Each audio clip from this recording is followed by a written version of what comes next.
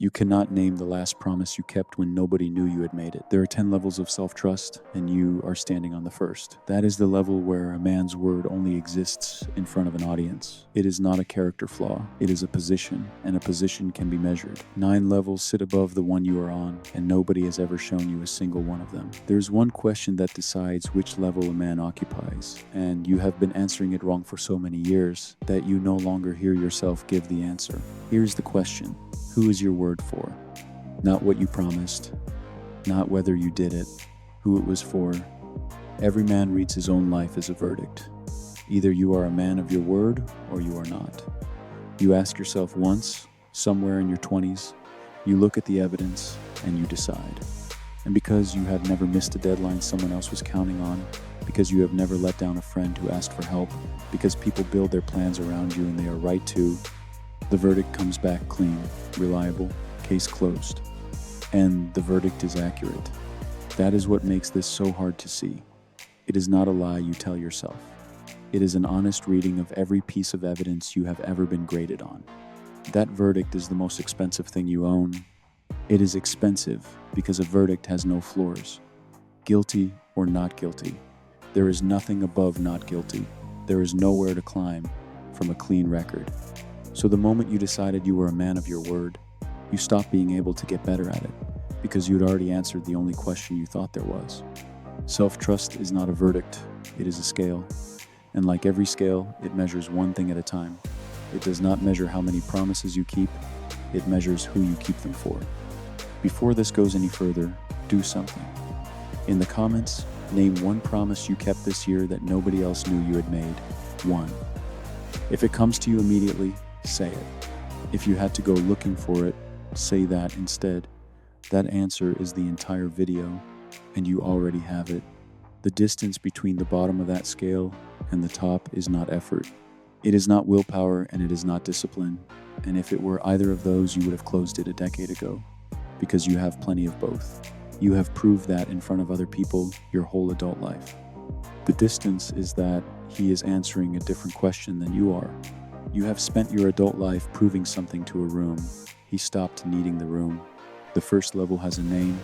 Almost every competent, reliable, respected man alive is standing on it right now, and almost none of them know it, because the thing that holds them there is the same thing everyone praises them for. The first level is called the witness. On the first level, your word is real. It is just not yours. It lives in the space between you and another person, and it needs that person the way a fire needs air. Take the person away, and there is nothing left to burn. You can test this in about 4 seconds. Think of the last promise you kept. Not a task, a promise. Something you said you would do, and then did. Now check who else knew about it. For most men, every single one has a witness attached. The meeting you showed up to, the favor you did for your brother, the thing you told your wife you would handle, the project you stayed late to finish. Every one of them real, every one of them kept, every one of them observed. Now try the other list. A promise you made to no one, that no one could have checked, that no one would ever have known you broke. The list is shorter. For a lot of men, it is empty. And the reason it is empty is not that you never made those promises. You make them constantly. You made one last night. The list is empty because they were never promises. They were intentions with nobody standing behind them, and intentions evaporate at room temperature. Here is what makes the first level almost impossible to see from inside it. It does not look like weakness. It looks like character. A man on the first level is often the most dependable person in his family. He is the one people call. He is the one who does not flake. He has built a reputation on his word, and the reputation is earned, because in front of another human being, his word is iron. His employer trusts him, his friends trust him, his children trust him. One person has quietly learned not to.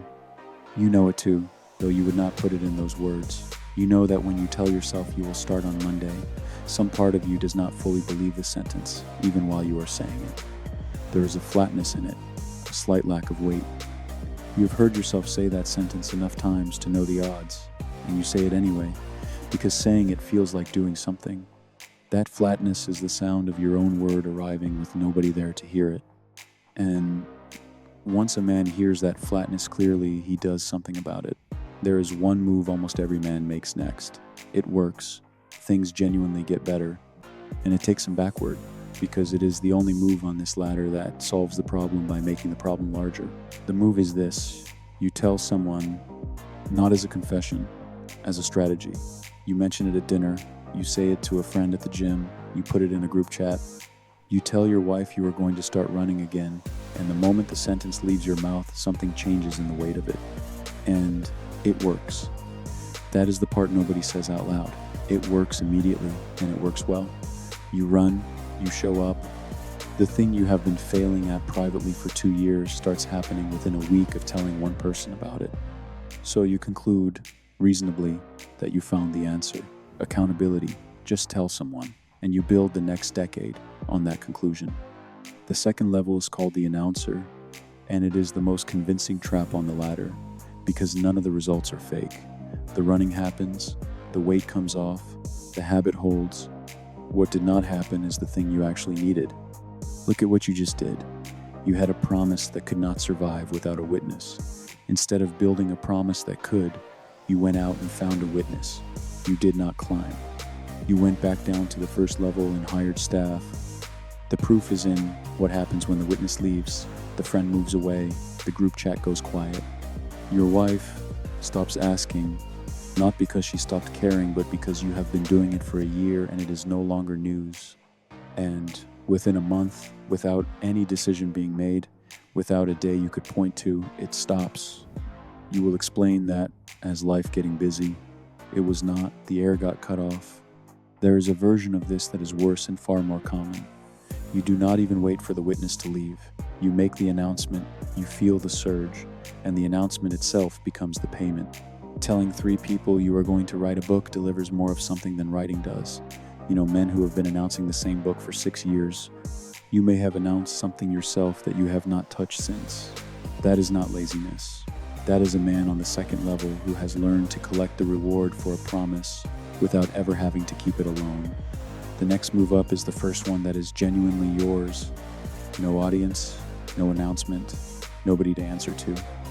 It produces the most impressive results on this entire ladder and the smallest actual change, and it is where most serious men stop climbing for good. The move is the record. You stop telling people. You start tracking. A calendar with marks on it, an app with a streak counter, a notebook by the bed, a spreadsheet if you are that kind of man. Something that keeps score whether anyone is watching or not. And this is a real climb. Do not let anyone talk you out of it. For the first time, the promise lives somewhere that does not require another human being to exist. You made it, you recorded it, and the record does not care whether your friend moved away. The third level is the record keeper, and measured against effort, the results here are the best on the ladder. Streaks of 100 days. Consistency you could not touch a level below. Men build whole careers standing here and never look up. Then comes day 101. You are tired. You have a reason, a good one, the kind that would hold up in any court. And the thing that gets you off the couch is not the promise, it is the number. You do not want to lose the streak. You are not protecting the man, you are protecting the record. Test it if you want. Break the streak deliberately. Not because you failed, but because you decided to, on a day when you could easily have kept it. Most men on the third level cannot do it. The idea produces real discomfort. And a promise you are not free to set down is not a promise. It is a hostage you are holding against yourself. Here is the tell. Ask a man on the third level what he did on day 42. He cannot tell you. Ask him how long the streak is, and he answers before you finish the question. He kept every one of those promises, and he cannot remember a single one of them, because none of them were ever the point. The number was the point. The record began as evidence of the man and quietly became a replacement for him. It is still an audience, it just does not have a face. And that is the entire floor. 3 levels, all of them the same shape. Your word held upright by something outside you, and the only thing that ever changed was who was holding it. Which leaves a question you should be asking by now. If the floor is that plain once someone names it, why did you never see it? You are not a careless man, and you are not a stupid one. You have been paying attention your whole life.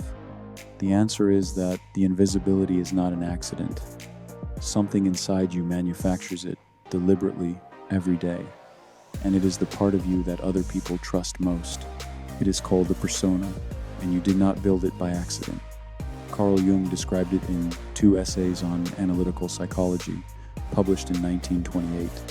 The persona, in his account, is the face a man constructs to meet what the world expects of him. Not a disguise, a compromise, negotiated over years between who a man actually is and how he has learned he needs to appear in order to function among other people. Jung was clear that this is not a defect. A man with no persona is not authentic. He is unemployable. You need one. Yours is extremely well made, and the fact that it is well made is precisely the problem. Because your persona has one job, and it performs that job superbly. Its job is other people. It reads the room, it registers what has been promised and to whom. It tracks obligations you never consciously wrote down. It wakes you at 5 in the morning when somebody is depending on you, and it will not let you cancel on a friend even when you are ill. It has never failed you in public, not once. It has been running that operation for 20 years without a single day off. Now handed a promise with nobody on the other end. It has no instructions. There is no room to read. There is no face registering disappointment, no relationship at stake, no cost it knows how to calculate. The entire apparatus is built to respond to a witness, and there is no witness, so it does what any well-built system does when it receives an input it was never designed for. Nothing at all. That is the whole mechanism of the first 3 levels. It was never a weakness of will. It was competence in the wrong department. Jung's warning was not about having a persona. It was about identifying with it, mistaking the mask for the face underneath. And you can hear exactly what that mistake sounds like because you have said it to yourself probably this year. I am a man of my word. You are not lying when you say that. You are reporting accurately on the performance of your persona, and then you file that report as though it were about you. There is a specific moment when the filing happens, and it is worth learning to catch, because it happens several times a week. It sounds like this. You think of someone you know who is genuinely a mess, the friend who has been saying the same thing for 4 years and has not moved an inch, the brother-in-law, the man at work who talks constantly about discipline and cannot be relied on for anything. You feel the comparison land. Something in you settles, and the question you were about to ask yourself quietly closes. That is the passing grade. It is the moment a man measures himself against someone clearly worse, concludes that he is fine, and by concluding it, ends the climb. It does not feel like laziness. That is the whole reason it works. It feels like perspective. It feels like maturity, like a man who has stopped being neurotic about self-improvement and has made peace with who he is. And every piece of evidence it uses is true. You really are more reliable than that man. Nothing about it is a lie. It simply stops the inquiry. And here's what that costs. And it is the exact cost from the beginning of all this. The passing grade takes a scale and turns it back into a verdict.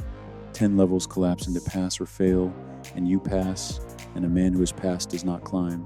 You have been handing yourself that grade for years. In 100 small moments you would never have called a decision, and every time you handed it over, the ladder disappeared. If this just put a name on something you have been doing for years without ever being able to see it, subscribe. Giving that thing a name is the only reason this channel exists. Which leaves the part nobody has told you yet.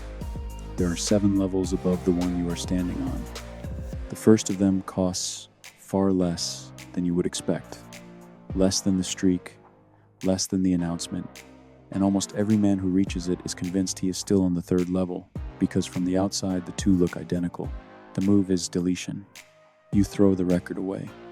Not because it stopped working, because you noticed it was working instead of you.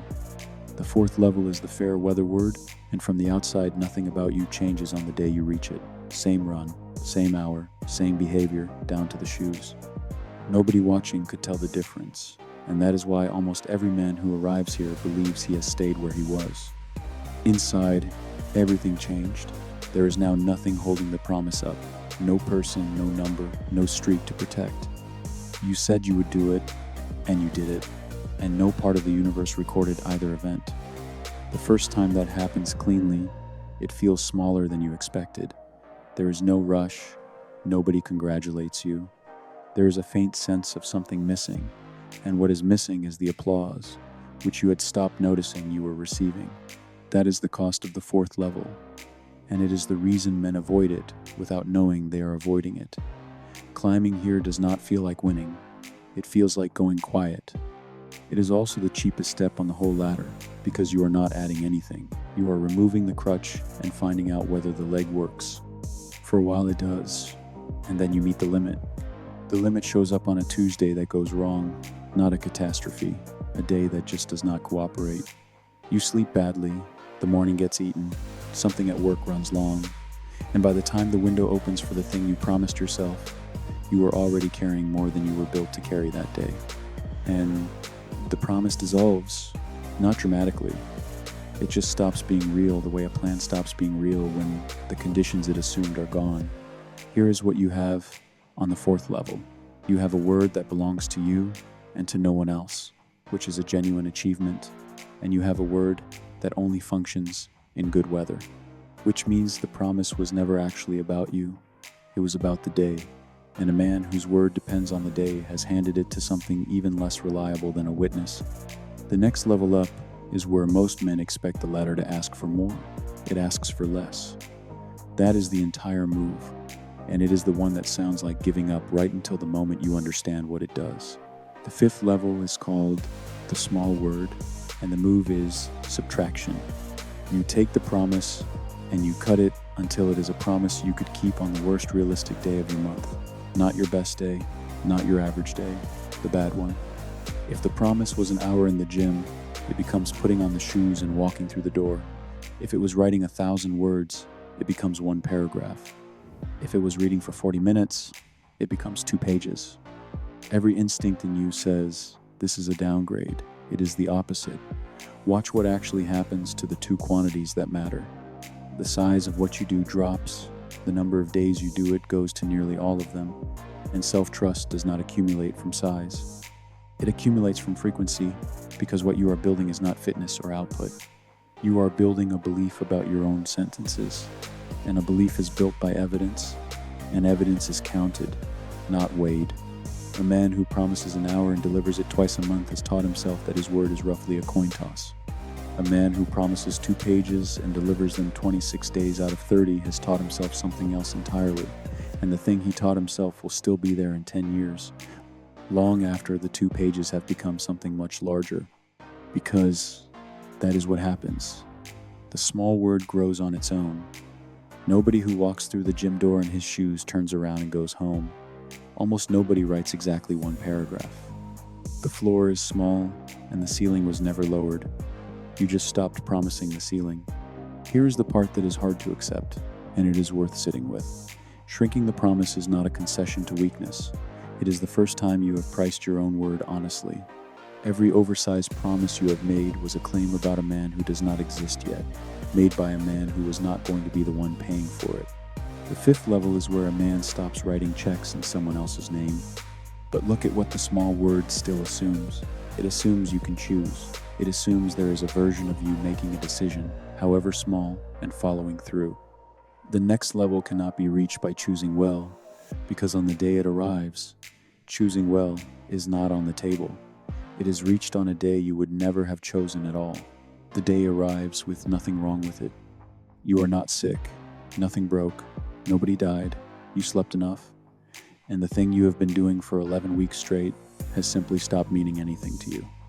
You look at it and the whole structure reads as arbitrary. Somebody invented this rule, that somebody was you, months ago, and you can no longer reach him or remember why he cared. That is the 6th level, and it is called the cold word. Every level below this one runs on some kind of current. The witness supplies it, the streak supplies it. Even on the 4th and 5th levels, there is a faint charge left, a small private satisfaction in having done the thing. On the day the 6th level shows up, all of it is gone, and what is left is a man and an obligation with no voltage between them. Most men read that as a signal. They read the absence of meaning as information about the promise, and they conclude that the promise was never right for them, and they let it go with a clear conscience, and they call it self-honesty. It is not information about the promise, it is information about the hour. Here's what a man on the sixth level knows that the man on the fifth does not. The feeling was never the fuel. The feeling was the receipt. It arrived after the work, every single time, and because it arrived so reliably, he began to believe it was arriving before, and that he was being carried by it rather than paying for it. Remove the feeling, and the work does not become impossible. It becomes uncompensated. Those are entirely different problems, and men confuse them constantly. So the move on the sixth level is a decision made once, in advance, and never revisited in the moment. The feeling is not consulted. It does not get a vote on whether the thing happens, for the same reason you do not ask the weather whether you should pay your rent. It is allowed to be there. It is allowed to be loud. It is simply not on the list of parties whose approval is required. That sounds cold because it is. It is also the first time your word has been genuinely load-bearing, because it is the first time it held up something with nothing underneath it. And every level to this point, all six of them, shares one assumption you have not noticed yet. They all assume you do not fail. The seventh is the first one built entirely for the day you do. You are going to fail, not as a warning, as a scheduling fact. Somewhere in the next 90 days, there's a night you get home and it does not happen. And no level below this one has anything to say about that night, which is why men who climb this far still fall all the way back down. The seventh level is the flat return. It is built out of three pieces you put in place before you need them. The first piece is a distinction, and almost everything depends on it. There is planned adaptation, and there is emotional renegotiation. They produce identical behavior, which is how one hides inside the other for years. Planned adaptation is a smaller version of the promise, written down on a calm day by a man who is not tired and has nothing to gain from making it easier. He is designing for a version of himself he can see coming. Emotional renegotiation is the same, smaller version, invented at the moment of contact by the man who is currently exhausted and wants very badly to be released. He is not designing anything. He is the defendant writing his own sentence. The behavior looks the same, the direction is opposite. One is a man keeping his word in a smaller shape. The other is a man discovering in the moment that his word was always adjustable. So the second piece is that you write the smaller shape now, while nothing is at stake. Decide today what the promise becomes on a night when you get home at 11 with nothing left. 2 pages becomes 1 paragraph. The hour becomes 10 minutes. Whatever it is, it exists in advance, and it is not up for discussion when the night arrives. You are not deciding. You are executing a decision made by someone in better condition than you. The third piece is the return, and this is where most men destroy themselves. You missed a day, not the reduced version, nothing. The day is gone. And the pull now is to make it up. Double tomorrow. Add an extra session. Punish the schedule until the ledger is even again. Do not. Come back at exactly the size you were before on the very next opportunity, with no compensation and no ceremony. That is the flat return, and it is the whole of it. Because compensating is a confession.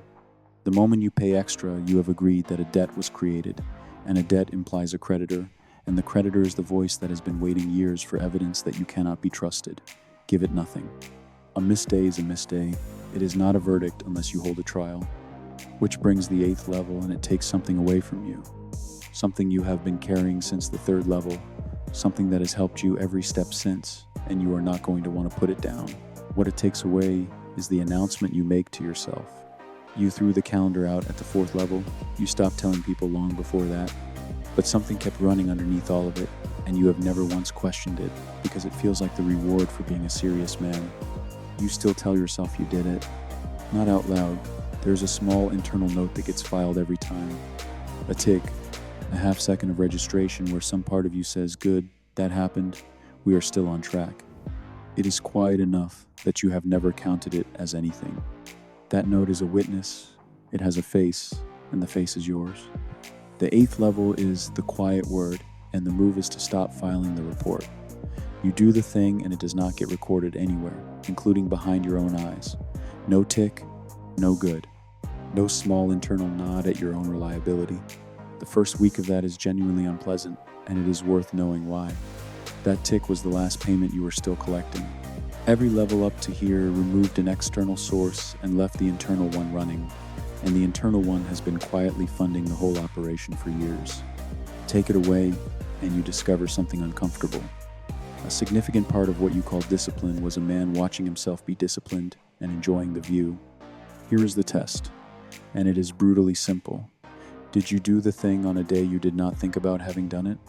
Not humbly, not modestly. It simply never came up as a thought before or after, because it was no more remarkable than locking the door on your way out. That is a man whose word costs him nothing to keep, and it costs him nothing because there is nobody left in the room. Not a friend, not a number, not the version of himself standing off to one side taking notes. The first level and the eighth are the same shape, exactly reversed. The first hires an audience, the eighth fires the last one. And once the room is genuinely empty, something changes in the sentence itself. On the ninth level, the promise stops being a promise, and the change is not psychological, it is grammatical. Listen to how you talk about it. I am going to start running. I will get back to writing. I am going to be someone who reads at night. Every one of those sentences is in the future tense, and the future tense is where promises live, because a promise is by definition a bet on a man who has not shown up yet. The ninth level is the standing word, and on it the sentence changes tense. I run, I write in the morning, I read before bed. That is not a small stylistic difference. Those are not promises at all. They are descriptions, and a description cannot be broken, because it is not making any claim about tomorrow. It is reporting what is already true. Be careful here, because this is where the self-improvement industry sells you something poisonous. You do not get to say it first. You do not stand in front of a mirror and declare that you are a man who runs and wait for reality to catch up. That is the announcement, again, wearing a costume. The tense changes on its own, and it changes late, and you will not be able to say which week it happened. The evidence accumulates until the sentence stops being a claim and becomes a report. You do not decide that you run. You simply notice, at some point, that saying it out loud no longer feels like a bet. The tell is the disappearance of the decision. On every level below this one, there is a moment, however brief, where the thing gets decided. A small door you walk through. On the ninth level, you go looking for that door afterward and cannot find it. Nothing was decided, you just went. Understand what actually built that. Not the ninth level. The seventh. The flat return, held for long enough and repeated through enough failures, is what stops the promise from ever being at risk again. Everything above the seventh is what accumulates on its own once a man stops putting himself on trial, which leaves one more, and almost nobody lives there. It is not more disciplined than the ninth level. It is less of something, and the something it has less of is the thing you have been trying to strengthen this entire time. Will. That is what he has less of. The man on the 10th level is not stronger than you.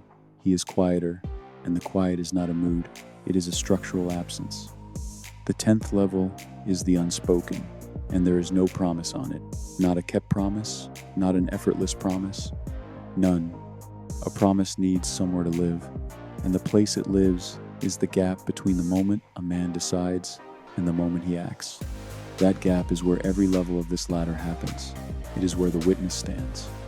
It is where the announcement gets made, where the streak gets protected, where the feeling gets consulted, where the renegotiation happens, and where the return has to be made. 9 levels of architecture, all of it built inside that one space. On the 10th level, the space is closed. There is no interval between the decision and the act, so there is nothing for a promise to hold together, so no promise gets made. He does not resist temptation. There is no argument to win because there is no second party left to argue. He does not exercise discipline in any sense you would recognize, because discipline is a force applied across a distance, and the distance is gone. You have seen it, or you have seen photographs of it. The old craftsman who has been at the bench for 50 years and does not experience showing up as a choice. The fighter who does not talk about motivation and cannot understand the question. The monk, the surgeon. They tend not to be able to explain themselves, and their advice is famously useless, and now you know why. You are asking a man to describe a room he has never stood in. They are rare in a way that is difficult to overstate. You will meet a handful in a lifetime and probably not recognize them, because from a distance, a man with no gap looks exactly like a man who never had anything difficult to do. That is the top of the ladder. It is real, it exists, men are living on it while you listen to this, and you did not come here for it. Go back to the first level. There is something about it you could not possibly have seen until you had seen the 10th. From the outside, the first level and the 10th are identical. Both men keep their word without visible strain. Both are reliable. Both would be described by everyone around them in the same words. Neither one looks like he is trying. That is why nobody has ever been able to tell you where you are standing. Not your wife, not your friends, not your employer, not the men who admire you. From where they sit, there is nothing to see. The entire ladder is interior, every rung of it, and the only person with access to the evidence is you. And you could not read the evidence either, because you were reading the wrong thing. You have spent decades auditing whether you keep your word.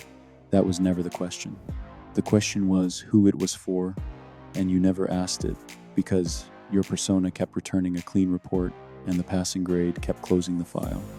So here is where this ends. At the start of this, you tried to name a promise you had kept that nobody knew about, and most of you could not do it. That failure was never a verdict on your character. It was a reading. It told you your position, the way a depth gauge tells you a depth, and there is no shame in a number. You are on the first level, so is nearly every good man you know. You are not being asked to reach the 10th. The 10th is not the point, and it never was. A life changes on the 7th, on the day a man learns to fail and come back the same size without holding a trial. Everything above that arrives on its own. What you are being asked for is one level, not 10, one, this week. Make one promise nobody knows about. Make it small enough that the worst day of your week could not break it. Keep it, and do not tell anyone, and do not write it down, and do not congratulate yourself when it is done. Then do it again tomorrow. That is the whole climb. There is no other version of it, and there never was. Nobody is going to witness this. That is not a problem with the method. That is the method. No one is coming. Win the war within. If this gave you a place to stand, subscribe and turn on the bell, because everything on this channel is built on the same floor. And in the comments, do not tell me your goals. Tell me which level you are on. Say the number out loud where other men can read it. That sentence is the first promise on the list.